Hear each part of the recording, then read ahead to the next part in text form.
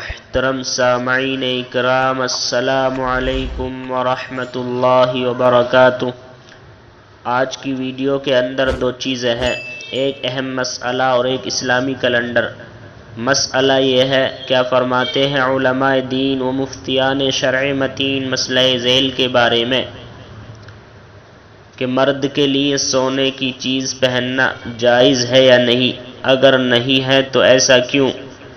تو اس کا جواب یہ ہے، مرد کے لیے سونا پہننا ناجائز ہونے کی وجہ یہ ہے کہ رسول اللہ صلی اللہ علیہ وسلم نے امت کے مردوں کو سونا پہننے سے منع فرمایا ہے، اور یہ ارشاد فرمایا کہ جو شخص دنیا میں سونے کا زیور استعمال کرے گا تو وہ جنت میں اس سے محروم رہے گا۔